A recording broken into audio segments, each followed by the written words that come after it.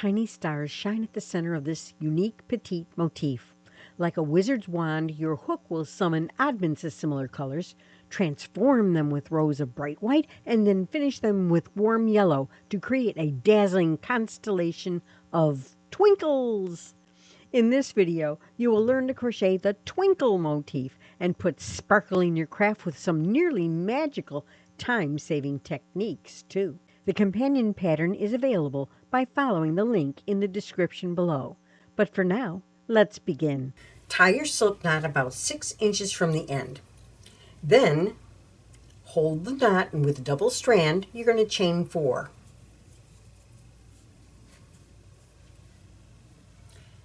Then insert your hook, making sure you grab at least 2 strands in the very first chain and slip stitch.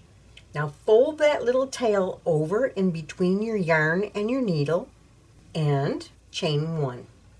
Then insert your hook into that nice tight ring, and this gives a nice firm center to this. Insert, pull up a loop, and do a single crochet. Now you're going to do 8 single crochets all together into that same ring. That's 1. There's 8. Now there's the chain 1 at the beginning of the round. You want to slip stitch in the top of the first single crochet under both loops to join the round. Then you're going to chain 6.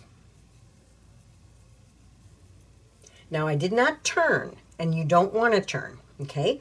Then we're going to yarn over and insert our hook under the top 2 loops of the next single crochet And complete a double crochet.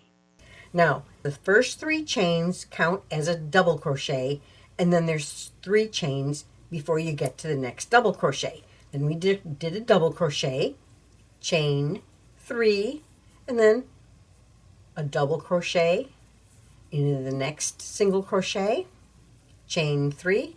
Isn't that easy? The next double crochet under both loops of the next single crochet, chain 3, and you're going to do this all the way around. And it won't take but a minute to get there, and that's the fun part about this, because this is an unusual setup to do the twinkle. And here's the last one right there, and you know it's the last one. We'll do our chain 3, because you'll have 8 double crochets. Now the first one is this one here. Now we go to the 3rd chain at the beginning of the round and slip stitch into it, and that's it. That's our center. I just leave myself a yarn tail to weave in and pull that end through. I use a stitch holder to put these on so they don't get lost. This is really handy, especially when you're working in a car, like on a vacation. This is a perfect pattern for a vacation because you don't need to have a lot of yarn in play at the same time. We'll weave this in later, but I'm putting it in my collection because I need a lot of these. The next 2 rounds are white. You want to insert your hook at the base of the double crochet of the last row and insert it into the exact same stitch. And we're going to leave ourselves about 5-inch yarn tail and pull up the loop. I'm going to pinch this down, this chain 3 down to the base, and I'm going to work a chain around it. Then I'm going to work 2 more chains using the double strand. Now the reason I'm using the double strand is so that I weave in my end at the exact same time, because this is a very small little piece. I'm going to pull that end through. I'm going to let that dangle for a little while because I'll weave it in on the next round. Then I'm going to chain 2 more, and that's with a single strand of yarn. Then I'm going to yarn over, insert my hook in the same stitch as the very next double crochet of the round below, okay? And I'm going to pull it up and push this little thing down and pull up a loop. And I'm going to pull it nice and tight. Yarn over and complete the double crochet. Chain 2. Then I'm going to do the exact same thing in each of the stitches around, but I'm making sure that it's nice and tight. Chain 2.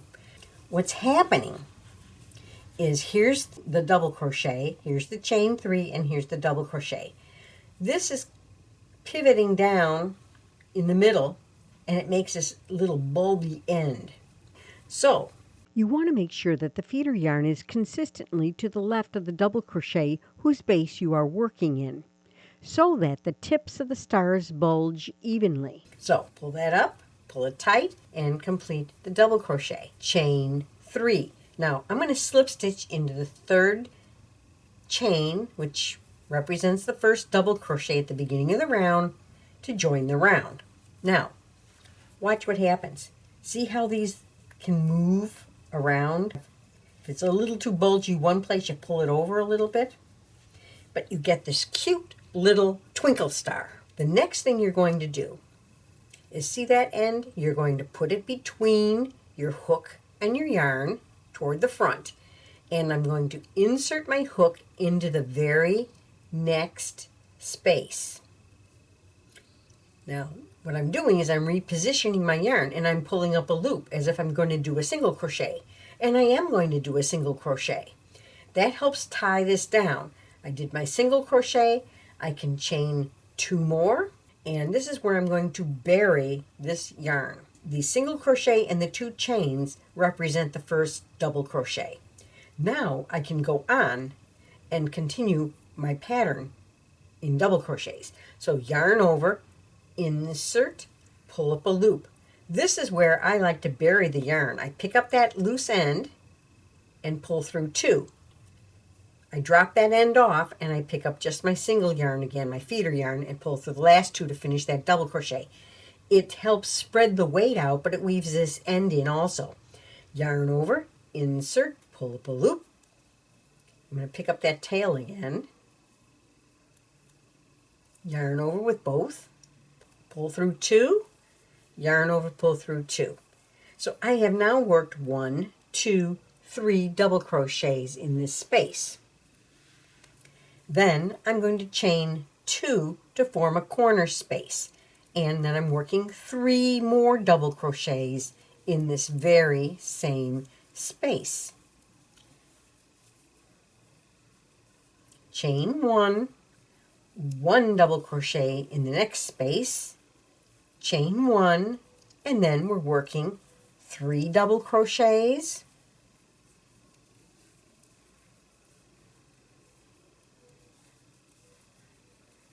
here's my 3, chain 2, and 3 more double crochets in that next space.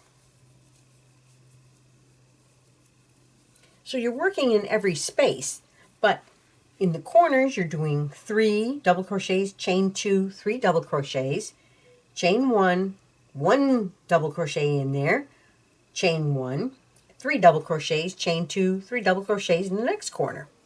Now the next space, we're chaining 1 and we're working a double crochet in it, just 1. Chain 1, and then we're back into a corner. Chain 1, 1 double crochet in the next space, chain 1, and in the 3rd chain, where it's actually the 2nd chain because you have a single crochet, chain 2, in that chain we're going to slip stitch to join. Now, do you see how cute this little thing is? And I can weave that end in.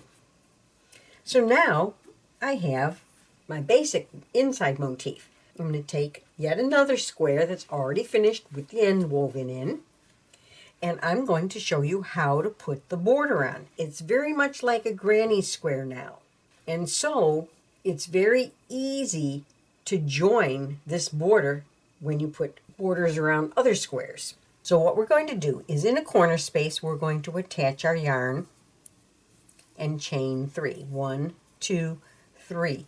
That counts as the first double crochet of that corner. Now, just like we did the corner spaces here, we're going to work 3 double crochets, and I'm going to pull that end through. I don't like to have that extra bulk right at the top of the stitch. So I'm going to do 2 double crochets, chain 2 for the corner, and 3 more double crochets. Now, I could have woven that end in. After we finished our corner, we're going to chain 1 to create a side space over this block. Then we're going to work 1 double crochet in the next space. This is where it gets different. Then I'm going to work 1 double crochet right into the top of that 1 double crochet there. And then I'm going to work 1 double crochet in the next space. Do a chain 1 for the space to create a new side space. And then I'm going to work 3 double crochets, chain 2. Let's get there first.